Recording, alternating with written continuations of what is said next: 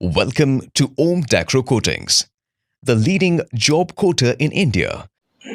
Induction motor में अपना control है नॉर्मल, उसमें केवल एक ड्राइव वीएफडी लगाते हैं। कंट्रोल तो बहुत सारे हैं उसके अंदर भी, लेकिन हमें एक्यूरेसी नहीं मिलती।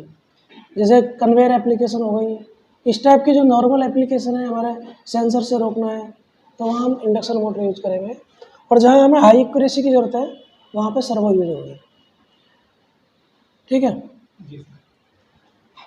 एक्यूरेसी के चलते उसकी कंट्रोलिंग बढ़ जाती है, कॉस्ट बढ़ जाती है, बहुत सारी चीज़ें बढ़ जाती है उसके चलते।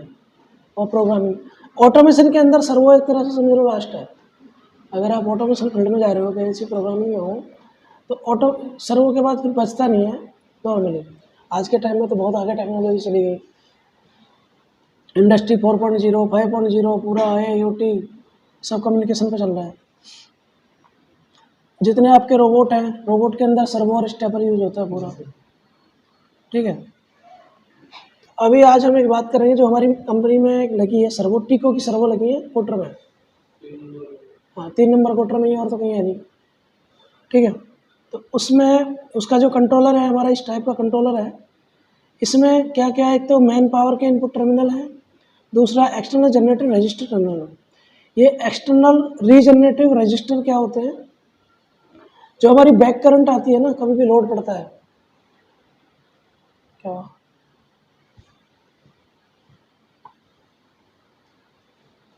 ठीक है, इसे हटा देता हूँ।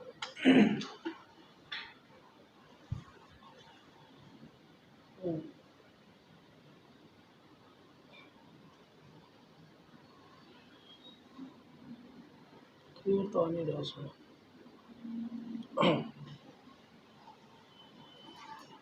एक्सटर्नल रीजनरेटिव रजिस्टर टर्मिनल, ये क्या, जब हमारी जब मोटर एक साथ स्टॉप करते हैं तो एक बैक करंट आती है।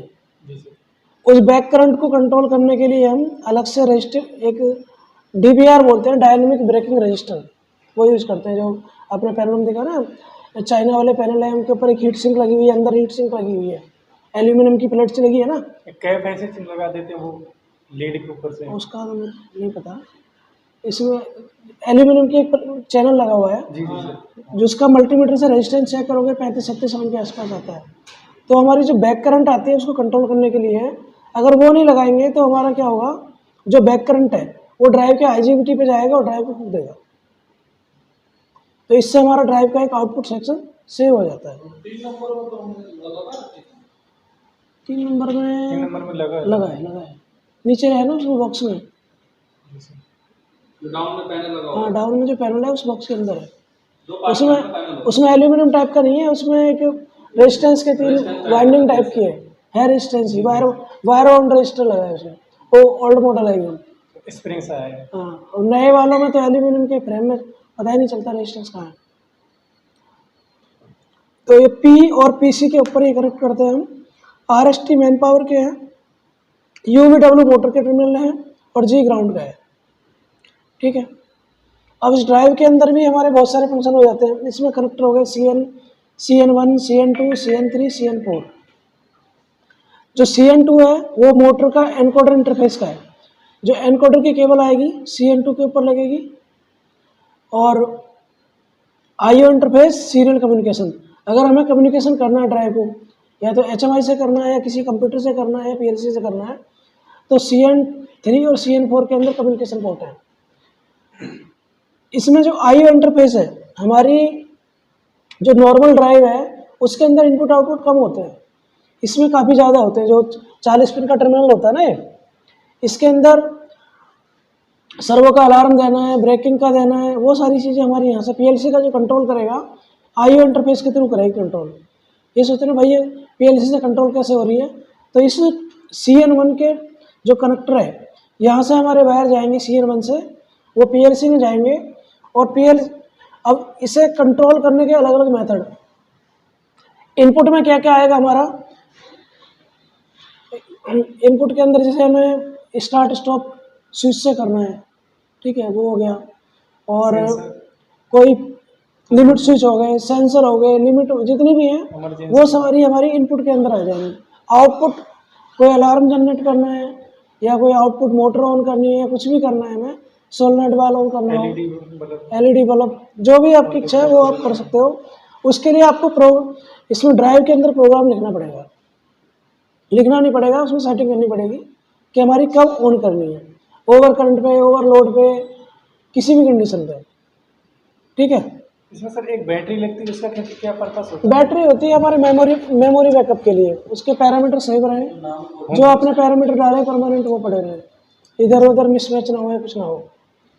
बैटरी जितनी भी इलेक्ट्रॉनिक डिवाइस है लगभग सभी में होगी, ड्राइव में, पीएलसी में, एचएम में, सभी में होती है। इसमें है भी? हाँ सभी में होती है, छोटी सी लिथियम बैटरी होती है, किसी में पतली होती है सिक्के की तरह, किसी में थोड़ी सी टाइप की, ठीक है। तो ये तो हमारा ड्राइव का मोटा मोटा ओवरव्यू कनेक्शन का हो गया। इसके बाद आते हैं हम इसके पैरामीटर। ड्राइव हमारे किस किस मोड में काम करती है, सर्वो जो एप्लीकेशन है, एप्लीकेशन के बेस पे हमें क्या करना पड़ता है, उसका मोड का सिलेक्शन। अब हमारे क्वार्टर 3 में ड्राइव जो चल रही है किस मोड में, शिवम किस मोड में चल रही है क्वार्टर 3 में?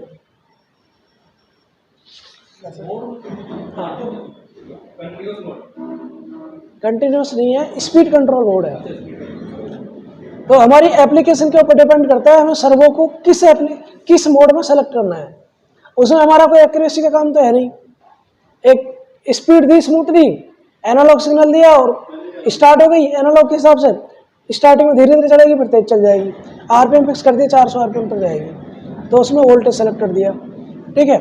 तो स्पीड कंट्रोल मोड एक हमने वहाँ पे बिलासपुर में मशीन सप्लाई की थी, वो हमने चलाई थी पोजीशन कंट्रोल मोड पे, ठीक है। स्पीड कंट्रोल मोड हमारा सबसे सिंपल कंट्रोल मोड है, उसमें केवल एनालॉग इनपुट दो, आप पोटेंशियोमीटर के थ्रू भी उसकी स्पीड कंट्रोल कर सकते हो। स्पीड कंट्रोल मोड का मतलब ये है, पोजीशन में नहीं कर सकते आप, पोजीशन में पीएलसी से आपको पल्स देनी पड़ेगी, इसमें आप पोटेंशियोमीटर लगा दो, उसी के हिसाब से स्पीड सेट खींचा जाएगा सिंपल ड्राइव से। तो ये हमारी कोई क्रिटिकल एप्लीकेशन नहीं है, इसमें केवल हम स्पीड कंट्रोल कर रहे हैं और टॉर्क ज़्यादा चाहिए तो उसके चलते हमने सर्वो लगाई है पोजीशन पर रुकने रुकाने के लिए। दूसरा मोड होता है आपका टॉर्क कंट्रोल मोड। कुछ एप्लीकेशन ऐसी होती हैं जैसे आपकी जो वायर वाइंडिंग मशीनें होती हैं, देखिए किसी ने वायर वाइंडिंग मशीनें जहाँ पे वायर बनता है, केबलें बनती हैं, वायर बनता है, बहुत पतला मोटा हर तरह का वायर होता है। तो जो वायर का हमारा प्रोसेस है वो कैसे होता है, जो रॉ मटेरियल होता है काफ़ी मोटा वायर 12-15 mm की रोल होता है मोटा, तो उसे जो वायर वाली मशीनें हैं पुलों से खींचा जाता है, खींच के पतला करते हैं वायर को। कई सारे प्रोसेस होते हैं, पहले 10 mm के वायर को 8 mm में करेंगे, फिर 8 mm को 4 mm में, 4 mm को 2 mm, वैसे खींच के पतला किया जाता है। उनके लिए अलग अलग उनके जिग बने होते हैं, उसमें से खींच के वो पतला कर देते हैं। तो वहाँ पे क्या होता है, जब वो खींचता है वायर तो बीच में जो वायर होता है वो ऐसे कभी नीचे लटकता है कभी ऊपर जाता है, तो उसको एक फिक्स पोजीशन में मेंटेन करने के लिए हमें जो ड्राइव है वो टॉर्क कंट्रोल मोड में यूज करनी पड़ती है। तो उसमें क्या होता है, जैसे ही आपका लूज पड़ेगा तो उसकी स्पीड बढ़ जाएगी, ठीक है, और जब ज़्यादा टाइट होगा तो स्पीड कम हो जाएगी, तो मेंटेन रखता है। जैसे डांसिंग रोलर देखा है किसी ने, डांसिंग रोलर जो आपकी धागे वाली फैक्ट्री में होता है, उसमें एक रोलर होता है, वो ऊपर नीचे ऐसे मूव करता रहता है, तो वो जो मूव करता है वहाँ उसके एक एंड पे पोटेंशियोमीटर लग जाता है, ठीक है। जब वो मूव करता है तो उसके राउंड बढ़ते हैं, उस हिसाब से ड्राइव को सेट कर देते हैं कि आउटपुट में हमें स्पीड कितनी जनरेट करनी है। तो ये होती है टॉर्क कंट्रोल मोड की एप्लीकेशन। दूसरा, इसको आप ऐसे भी यूज कर सकते हो, कोई मोटर आपकी ऊपर जानी है फिर नीचे आनी है, तो वहां पे भी ऑटोमेटिक मूवमेंट करना कि जहां पे थोड़ा सा लोड पड़ेगा वापसी आ जाएगा, इधर गया इधर थोड़ा लोड पड़ा फिर वापसी आ गया, तो ऐसे मूवमेंट करती रहती है झूला की तरह। तो टॉर्क मोड में, टॉर्क कंट्रोल मोड में। तीसरा स्पीड मोड, टॉर्क मोड, एक आता है आपका पोजीशन मोड। पोजीशन कंट्रोल में जब हमें बहुत ज़्यादा एक्यूरेसी की जरूरत पड़ेगी तब हम पोजीशन कंट्रोल मोड यूज करते हैं। अब बहुत ज़्यादा एक्यूरेसी, कोई आपको डोर ओपन करना है, ठीक है, डोर ओपन है या कोई वायर कट का है, कोई सीट काटनी है, हर बार आपको 10 mm के सीट के टुकड़े काटने हैं, ठीक है, तो उस कंडीशन में हो गया। और सीढ़ियों पे सीढ़ियों पर स्टेपर यूज कर सकते हो आप, स्टेपर कर सकते हो सीढ़ियों पर। स्टेपर मोटर में क्या, आप जितनी पल्स दोगे उतना खुलेगा, उसके बाद वो बंद हो जाएगा।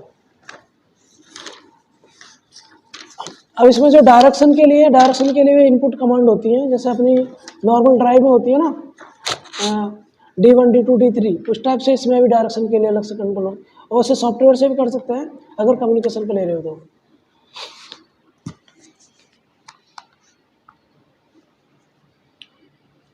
ये एक सर्वो मोटर का इन्होंने डायग्राम दिया हुआ है।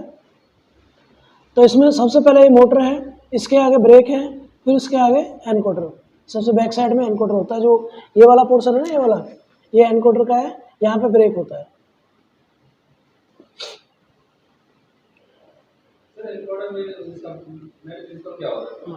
एनकोडर क्या है, एक एनकोडर में मल्टी सेंसर होते हैं, एक लाइट पड़ती है उसके ऊपर, उसमें एक प्लेट होती है जिसमें छोटे छोटे कट लगे होते हैं, ठीक है, एक कंटिन्यूस लाइट आ रही होती है, जब वो प्लेट घूमती है तो हमें पल्स मिलती है आउटपुट से, on off light on off होगी तो उसके आगे डायोड लगे होते हैं, एलईडी लाइट इमिटिंग डायोड, जैसे इनके ऊपर लाइट पड़ेगी ऑन हो जाएंगे, फीडबैक देते हो।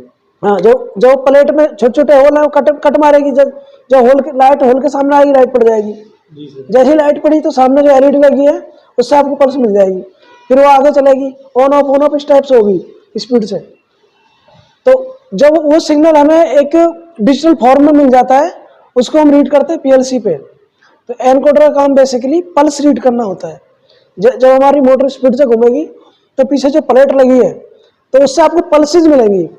उसमें एनकोडर में कई एक चीज़ और होती है जो हम सिलेक्शन करते हैं, पीपीआर, पल्स पर रिवोल्यूशन। एक राउंड के अंदर आपको कितनी पल्सेज मिल रही हैं, ठीक है। अब वो डिपेंड करता है जो उसमें डिस्क लगी हुई है उसके अंदर कितने होल हैं। मान लो 1024 होल हैं तो एक राउंड मारेगी तो 1024 पल्स मिल जाएंगे आपको, ठीक है। और होल कम है उसमें तो आपको कम मिलेंगी। तो उसका सिलेक्शन हम डिपेंड करते हैं एक्यूरेसी में कितनी चाहिए। अगर आप जितने कम एक्यूरेसी आपको चाहिए उतने कम पीपीआर का आप एनकोडर यूज करोगे। बहुत ज़्यादा एक्यूरेसी चाहिए तो बहुत ज़्यादा पीपीआर का, क्योंकि अब आपको एक ही राउंड मारना है, ठीक है। अब एक राउंड में आपको कितने mm का चाहिए, मान लो एक राउंड में 1024 पीपीआर का हमने लिया, तो जब हमारी मोटर एक राउंड घूमेगी तो 1024 पल्स देगी, तो हम उसे एक राउंड में 1024 पॉइंटों तक रोक सकते हैं, उतनी एक्यूरेसी आ जाएगी। और ज़्यादा चाहिए तो और ज़्यादा हो जाएगा, 1024 बहुत हो जाते हैं जी सर, तो माइक्रोन में एक्यूरेसी बन जाती है। अब सर्वो में क्या, जितनी आप पल्स दोगे एक पल्स पे, एक मान लो एक जितनी पल्स के साथ काम करती है, एक पल्स दी थोड़ा चलेगी। बिल्कुल सर। हाँ, और उसमें हमें ये भी सेलेक्ट करना पड़ता है कि भाई कितनी पल्सेज पे एक राउंड घुमाना है, उनका स्पीड रेशियो क्या है, वो सब प्रोग्राम में कैलकुलेशन करनी पड़ती है।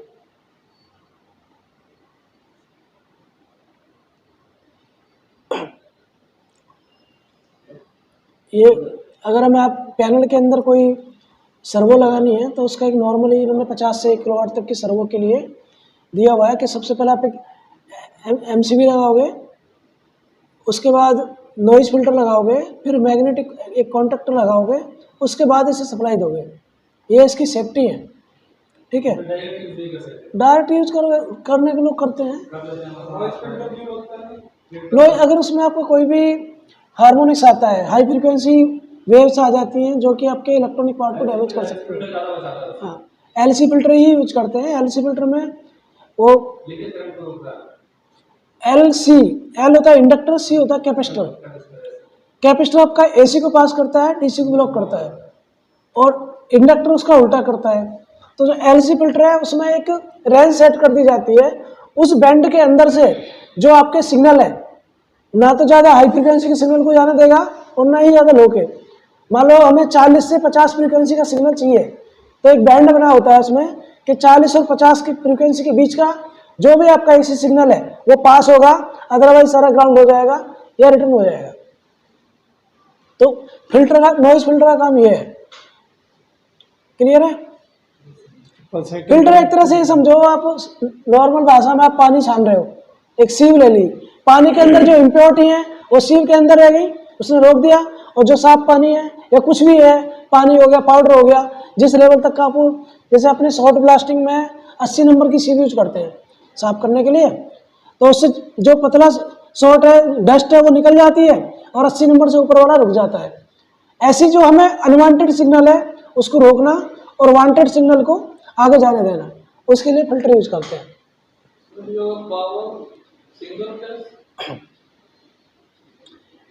ये सिंगल फेज एसी सर्वो है,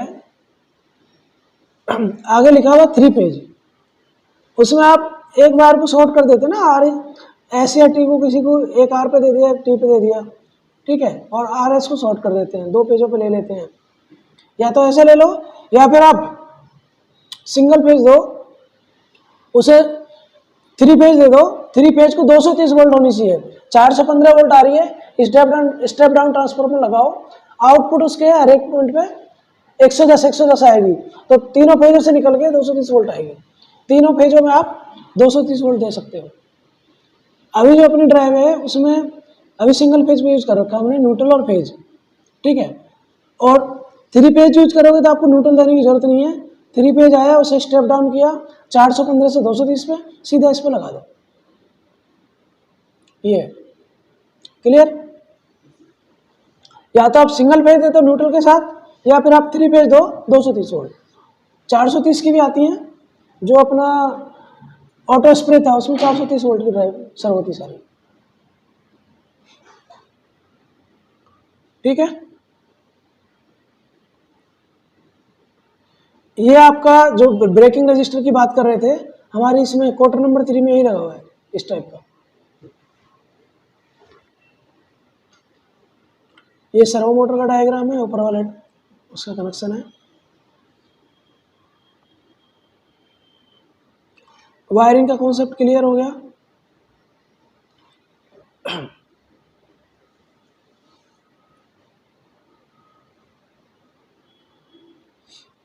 ये पावर कनेक्टर है,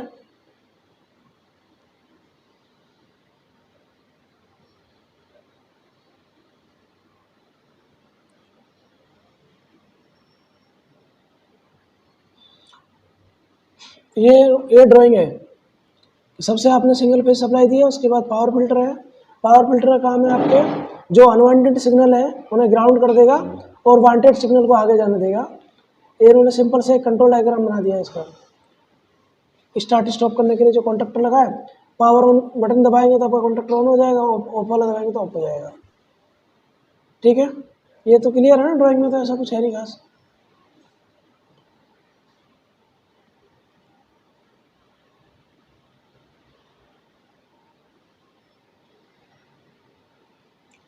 कोई भी सर्वो हो, किसी भी मेक की लगभग सबका सेम ही रहता है। एक बार चीज़ों का ना कॉन्सेप्ट क्लियर हो जाओ कि हमें कौन सी चीज़ कैसे काम करती है और किसका क्या काम है, फिर किसी भी मेक की ड्राइव आ जाओ, ठीक है, और किसी भी मेक की सर्वो हो कि भाई काम तो उसने वही करना और ऐसी चलनी है, बस मेथड चेंज हो जाता है। देखो इसमें कितनी डिजिटल इनपुट है और डिजिटल आउटपुट पूरा पिन आउट है। जैसे फानुक और सीमेंस में अंदर क्या होता है, वो जो मोटर है, हाँ फानुक और सीमेंस हाँ, जो मोटर होती है सर्वोस में, उसमें फर्क कैसे क्या होता है? वही तो कह रहा हूँ। देखो चीज़ें से, अब ये मोबाइल है, आप मोबाइल से बात करने का ही काम करते हो, कोई सा भी ले लो बात ही करेगा, सिग्नल ट्रांसमिशन हो, रिसीविंग। मोटर का भी काम कंट्रोल करना ही है, घुमाना ही है उसका सर्वो का, बस कनेक्शनों के कोई नाम चेंज कर देता है, कोई ऊपर देता है, कोई नीचे दे देता है, इतना ही करते हैं, थोड़ा नेमिंग में चेंज हो जाएगा। अब ये है पल्स है, कोई P प्लस लिख देगा, कोई D प्लस लिख देगा, कोई पॉजिटिव लिख दिया, किसी ने पॉजिटिव किसी के प्लस में लिख दिया, किसी ने सिंबल बना के लिख दिया, बस वही होता है। जो फानों में कितने उसमें जो ड्राइवर लगती है, 3 ड्राइवर लगती थी, उनका नाम भूल, 3 ड्राइवर लगती थी जो भानुक की थी। एक मोटर के लिए? हाँ। नहीं, तो सीएनसी और भी- कंट्रोल, सीएनसी कंट्रोलर होता है। हाँ, सीएनसी कंट्रोल। हाँ, जो आप भानु की बात कर रहे हो, सीएनसी कंट्रोलर में क्या प्रॉपर्टी होती है, एक ही सीएनसी कंट्रोलर से आप 3-4 drive R O X Y Z और आर 4 ड्राइव है, एक ही कंट्रोलर से आप कंट्रोल कर सकते हो। ठीक है, वो कंट्रोलर में सीधी उनकी तार लग जाती है, कंट्रोलर के अंदर एनकोडर केबल हो, एनकोडर, वो चारों की चारों ड्राइव सीधे कंट्रोलर से कम्युनिकेट हो जाती है। मोटर एक नहीं होती है, मोटर हर एक ड्राइव पे एक ही मिलेगी, सेपरेट रहेगी। और जो मोटर एसी से चलती है डायरेक्ट, लेकिन हम उसमें डालते हैं और डायरेक्ट वो नहीं देते, वो सप्लाई नहीं दे सकते एसी, फिर हम ड्राइव के थ्रू एसी से फिर डीसी करके फिर एसी करते हैं, तब इसको देते हैं सर्वो मोटर को। हम लोग डायरेक्ट सप्लाई देने से क्या दिक्कत आती है? इसमें सर्वो मोटर में हाँ। नहीं दे सकते, सर्वो मोटर हमेशा पल्स पे कंट्रोल सिग्नल पे काम करती है, अच्छा, इसलिए उसे ड्राइव के थ्रू यूज करते हैं। तो पेवर सप्लाई मुझे जो चाहिए वो नहीं मिलती? उसे जो जो सिग्नल चाहिए वो, देखो पावर है, पावर में पल्स जाती है या कंट्रोल सिग्नल जाएगा, पावर के साथ साथ उसका ब्रेक में भी सप्लाई चाहिए, वो अलग ड्राइव से डीसी डीसी मिलती है। ठीक है, ब्रेक डीसी रहते हैं। एनकोडर है, उसके लिए अलग सिग्नल चाहिए, 5 वोल्ट 4 वोल्ट 6 वोल्ट, तो ऑपरेट होगी नहीं, जैसे पावर ऑन की वो लॉक हो जाएगी, फिर कैसे घुमाओगे उसे? Servo ready